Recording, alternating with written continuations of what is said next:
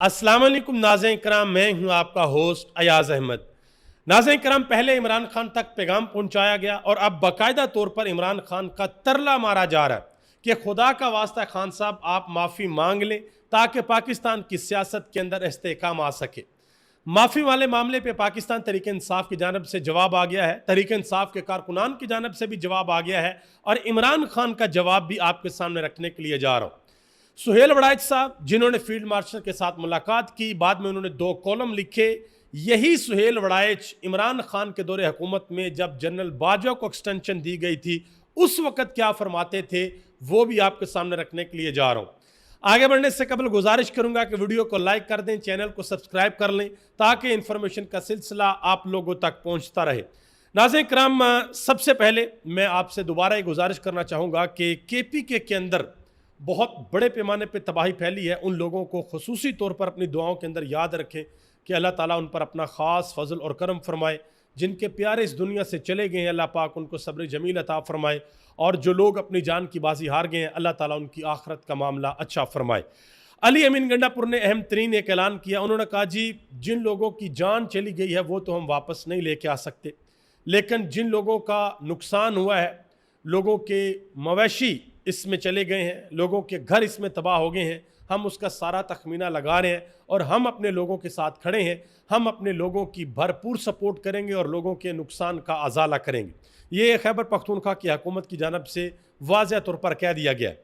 उन्होंने कहा, जी वफाकी हुकूमत का फ़र्ज़ बनता है कि वो हमारी मदद करें, लेकिन वो अगर नहीं करते तो उनकी मर्ज़ी है। उन्होंने कहा, जी मेरे लोग मुतमिन रहें, मेरे पास वसाइल मौजूद हैं, मुझे किसी की मदद की ज़रूरत नहीं है। कोई अपना फ़र्ज़ अदा करता है तो ठीक है, नहीं तो हम अपना फ़र्ज़ अदा करेंगे, हम किसी की तरफ नहीं देखेंगे, हम इंतज़ार नहीं करेंगे कि कोई हमारी मदद करे तो हम अपने लोगों की मदद करें। तो ये बहुत अच्छी बात है। किसी भी जगह पे अगर कोई कुदरती आफत आ जाए, वो वफाक की ज़िम्मेदारी के इलाके में आए या सूबाई हुकूमतों के इलाकों में आए, तो हुकूमतों की ये ज़िम्मेदारी बनती है कि वो अपने लोगों को ये बताएँ कि हुकूमतें उनका एहसास करती हैं, हुकूमतों की ज़िम्मेदारी है। आगे आ जाएँ जी।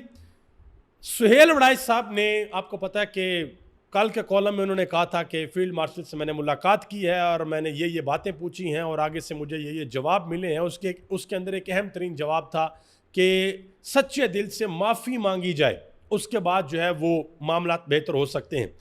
अब आज सुहेल वड़ाइच साहब ने बाकायदा तौर पर एक कॉलम लिखा है और उस कॉलम में बार बार इमरान खान को मुखातब किया है, यानी कि तरला मारा गया इमरान खान का कि खान साहब आप माफ़ी मांग लें। वो बातें मैं आपके सामने रखने लगा हूँ। फिर जो इमरान खान का जवाब है, तहरीक इंसाफ का जवाब है, तहरीक इंसाफ के कारकुनान का जवाब है, और ख़ुद माजी में जनाब मोहतरम सुहेल वड़ाइच साहब क्या कहते रहे हैं वो भी मैं आपके सामने रखता हूँ। सुहेल वड़ाइच साहब अपने कॉलम में इमरान खान को मुखातब करके कहते हैं, कैदी जी, पहले तो हमने सुना था अम्मी जी, अब्बू जी, बचपन में हम कहते हैं, आज भी कहते हैं, ये इस्तिलाह पहली दफ़ा सुनी है, कैदी जी। ठीक है कि अब इमरान खान कैद में है तो कैदी जी हो गए। सुहेल वड़ाइच साहब कहते हैं, कैदी जी, जान है तो जहान है। पाकिस्तान भुट्टो जैसा सानहा दोबारा नहीं देखना चाहता, ना ही आपके करोड़ों हामियों को मायूस बेबसी में देखना चाहता है। माफ़ी तलाफ़ी से काम मुमकिन है तो फ़ौरन करके जेल से बाहर निकलना ही अमलियत पसंदी है। डियर कैदी जी, आप बार बार कहा करते थे यू टर्न अच्छे होते हैं, एक यू टर्न मुल्की इस्तेहकाम के लिए भी ले लें, अगले इलेक्शन तक चुप का रोज़ा रख लें। बेसिकली सुहेल वड़ाइच साहब इमरान खान को डरा रहे हैं मौत के खौफ से कि खान साहब अगर आपने माफ़ी ना मांगी तो आपका अंजाम भी जुल्फ़कार अली भुट्टो जैसा हो सकता है। अगर आपने माफ़ी ना मांगी तो आपके साथ बहुत बुरा किया जाएगा। एक चीज़ यहाँ पर याद रखिएगा, इस कायनात के अंदर जिन लोगों के दिलों में अल्लाह रब्बुल आलमीन का खौफ है, जो अल्लाह से डरते हैं, जिनको पता है कि हमने अल्लाह के सिवा किसी के आगे नहीं झुकना, आप उनको जो मर्जी कह लें, जो मर्जी तवीलें आप उनके सामने रख लें, वो कभी भी किसी भी दुनियावी ताकत के सामने नहीं झुकते। और मेरा ये गुमान है कि इमरान खान उन लोगों में से हैं जो ये फैसला कर बैठे हैं कि मुझे ना मौत का डर है, ना मुझे ज़िंदगी का मसला है। इमरान खान बार बार ये कहते हैं कि जो ज़िंदगी और मौत है वो अल्लाह के हाथ में है, इमरान खान कहते हैं कि जिस दिन मैंने इस दुनिया से जाना है वो वक्त मुकर्रर है और वो वक्त एक सेकंड भी ना इधर हो सकता है ना इधर हो सकता है। और हम सब के साथ ऐसे हैं, हम सब के साथ। मैं एक छोटी सी मिसाल आपके सामने रखता हूं। अभी ये KPK के अंदर कुदरती आफत आई, क्लाउड बर्स्टिंग हुई, सैलाब आए, सैकड़ों के हिसाब से लोग इस दुनिया फानी से चले गए। उन बेचारों को तो नहीं पता था कि हमारी मौत का वक्त आन पहुंचा है, चले गए ना वो इस दुनिया से।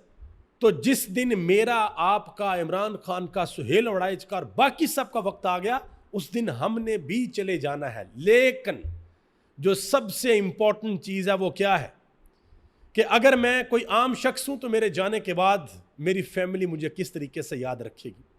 अगर मैं एक सहाफ़ी हूं तो मेरे जाने के बाद मेरी कौम की राय मेरे बारे में क्या होगी। और अगर मैं इस कौम का लीडर हूं तो मेरे जाने के बाद मेरी कौम मुझे मेरे किस किरदार से याद करेगी। ये इंपॉर्टेंट है। जिंदगी तो इंसान को एक दफ़ा मिलती है, एक दफ़ा ही उसने अपना किरदार, अपना अमल दिखाना होता है। उसके बाद फिर जो लोग हैं वो फैसला करते हैं कि ये बंदा कैसा था। और एक ना एक दिन सब ने जाना ही जाना है, यहां पर किसी ने नहीं रहना। मैटर करता है कि कौन किस शान से इस दुनिया से जाता है। ये बड़ी इंपॉर्टेंट चीज़ है। तो ये जो सुहेल वड़ाइच साहब इमरान खान को डराने की कोशिश कर रहे हैं ना, ये बस फजूल की कोशिश है और कुछ नहीं। मजीद उन्होंने 2 बातें और की हैं, वो भी सुन लें। कहते हैं कि डियर कैदी जान, बज़ाहिर आपके हमायती नजर आने वाले दरअसल इस वक्त तारा मसीह का किरदार अदा कर रहे हैं। आप आंखें खोलें, इमरान खान को कह रहे हैं आप आंखें खोलें, दोस्त और दुश्मन की पहचान करें। आपकी रिहाई के रास्ते में जो भी फर्द या शर्त हायल है वो आपका दुश्मन है, और हर वो शर्त या फर्द जो आपको रिहाई दिलाना चाहता है वो आपका मुखलिस दोस्त है।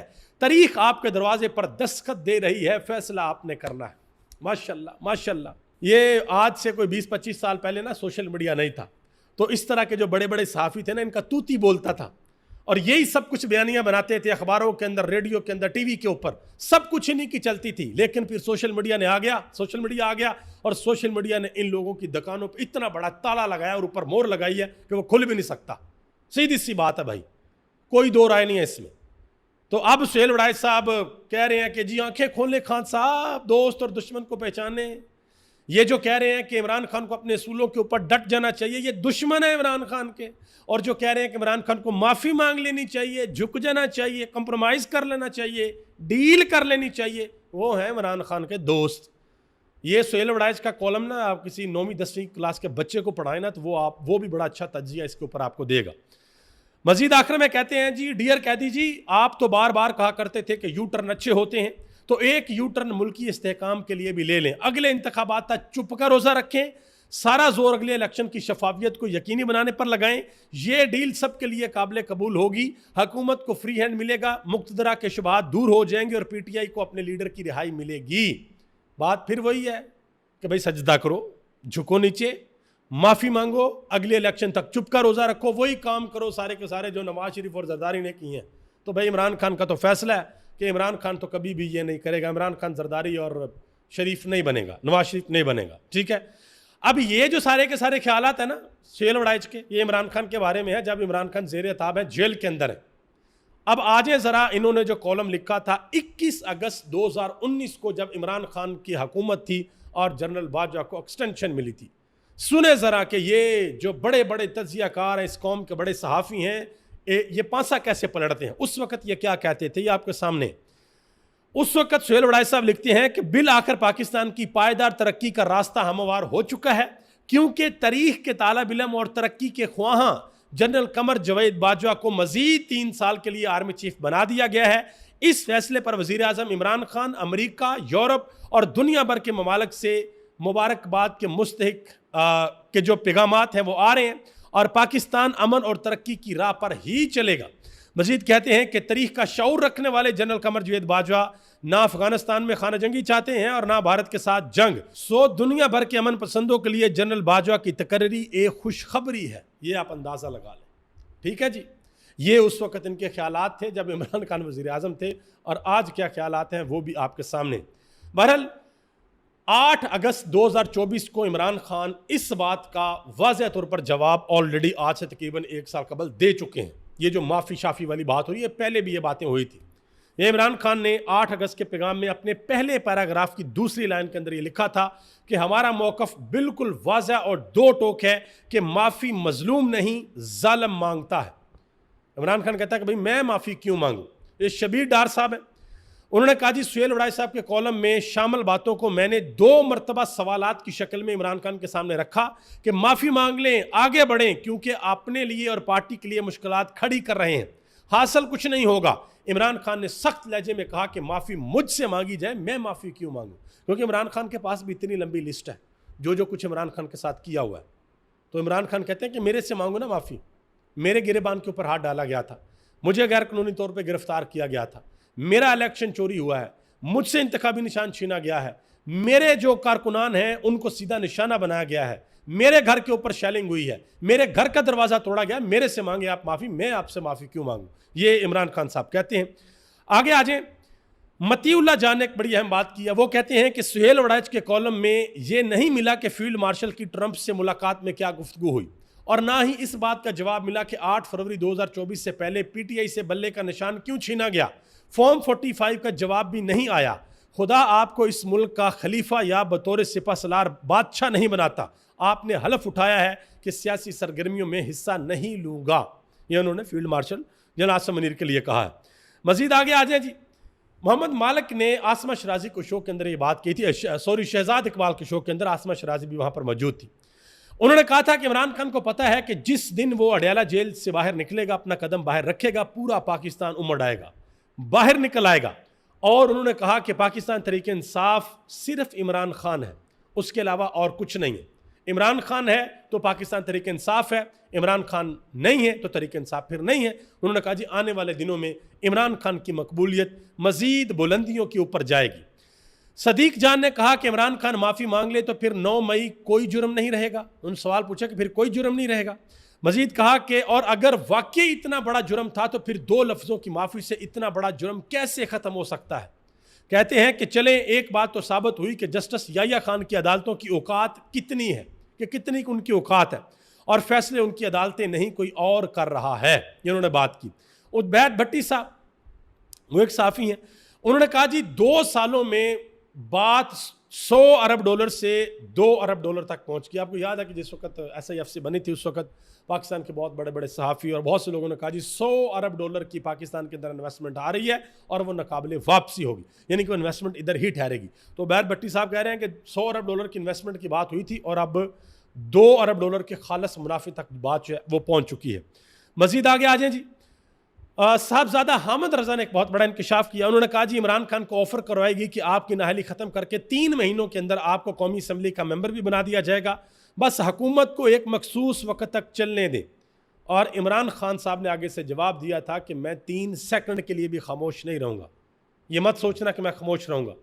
और वो मोहम्मद मालिक ने 2-3 दिन पहले एक बात की है ना कि रिपोर्ट एजेंसीज ने बना के दी कि इमरान खान क्लस्ट्रोफोबिया के शिकार है, ये तन्हाई में नहीं रह सकता, ये तंग जगह पर जाएगा, इसको डर लगेगा, खौफ महसूस होगा तो ये डील कर लेगा।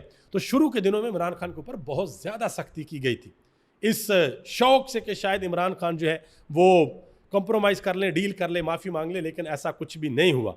आगे आ जाए जी, पाकिस्तान तहरीक इंसाफ ने ये माफ़ी वाले बयान के ऊर रद्द-ए-अमल दिया है।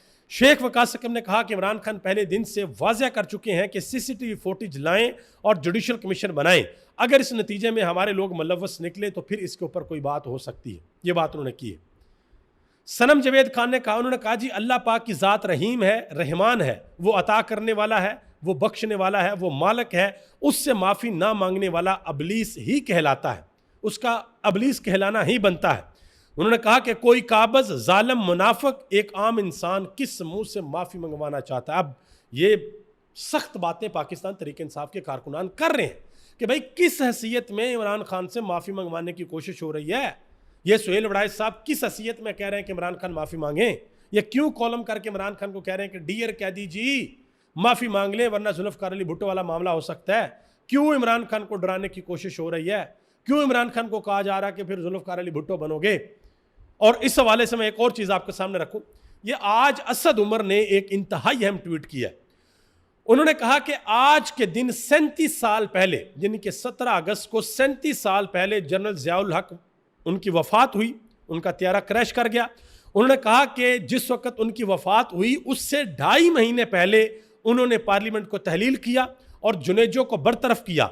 तज्जिया नगारों का कहना था कि जनरल साहब मुकम्मल कंट्रोल रखते हैं और सालों निज़ाम ऐसे ही चलेगा, लेकिन अल्लाह को कुछ और ही मंजूर था और होता वही है जो अल्लाह चाहता है। ये आप अंदाज़ा लगा लें कि मतलब इसका ये है कि भाई अगर आपका लंबा प्लान है तो अगर अल्लाह को मंजूर है तो चलेगा, लेकिन अगर अल्लाह को मंजूर नहीं है तो फिर वो प्लान नहीं चलेगा। इसी हवाले से एक बड़ी अहम बात की है पारस जहाँ ज़ेब ने, उनके साथ डॉक्टर शाद मसूद थे पॉडकास्ट के अंदर। पारस जहाँ ज़ेब ने सवाल किया, उन्होंने कहा जी जनरल ज़ियाउल्लाह कहा करते थे कि एक कब्र है और 2 मुर्दे हैं, या भुट्टो कब्र के अंदर जाएगा या मैं जाऊँगा। उन्होंने कहा कि फिर दुनिया ने देखा कि जनरल ज़ियाउल हक ने भुट्टो को कब्र के अंदर उतार दिया।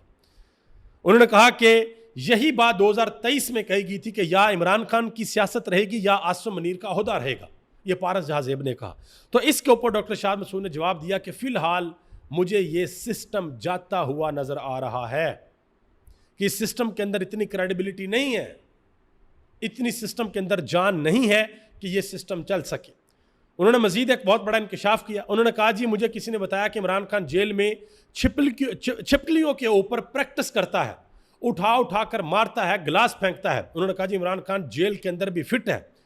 मजीद कहा कि मुझे यह कहा गया कि आप डील से मुतल्लक इमरान खान से बात करें, जिस पर मैंने कहा कि खान साहब की नेचर को मैं जानता हूँ। उन्होंने कहा कि मुझे आप ये कैसे कह सकते हैं कि मैं जाकर इमरान खान को समझाऊँ। और जवेद चौधरी साहब ने एक बड़ी अहम बात की है। मेरा ख्याल है कि ये सुहेल वड़ाइच को चाहिए कि जवेद चौधरी को कॉल करके ज़रा पूछ लें इस बात का क्या मतलब है। उन्होंने कहा जी इमरान खान एक एक्स्ट्रा ऑर्डिनरी इंसान है जो हर चीज़ तोड़ कर निकल जाता है। लोगों ने कहा कि वर्ल्ड कप नहीं जीत सकता, उन्होंने जीत के दिखाया। लोगों ने कहा अस्पताल नहीं बन सकता, बना के दिखाया। लोगों ने कहा जी कोई क्रिकेटर सियासतदान नहीं बन सकता, वो वज़ीर-ए-आज़म बन के उन्होंने दिखाया। और लोगों ने कहा जेल नहीं बर्दाश्त कर सकता, उसने जेल भी बर्दाश्त करके दिखाई। तो सुहेल वड़ाइच साहब आप जवेद चौधरी को ज़रा कॉल करें और उनसे पूछें कि ये क्या मामला है। डॉक्टर शाद मसूद ने मजीद एक और बात की। उन्होंने कहा जी मैंने नून लीग के दोस्तों से कहा है कि दुआ करो पाकिस्तान तहरीक इंसाफ बहुत ज़्यादा स्ट्रॉन्ग रहे। उन्होंने कहा कि आप ये क्या बात कर रहे हैं, क्यों तरीके से आप स्ट्रॉन्ग रहे। उन्होंने कहा मैंने आगे से जवाब दिया कि स्ट्रॉन्ग पीटीआई ही तुम्हारी बीमा पॉलिसी है। जिस दिन पीटीआई तितर बितर होगी या ख़त्म होगी उस दिन आपकी खिदमात की मजीद ज़रूरत नहीं रहेगी। अभी तक इतना ही। आप सबका बहुत बहुत शुक्रिया। पाकिस्तान जिंदाबाद, पाकिस्तान के करोड़ों अवाम पाइंदाबाद।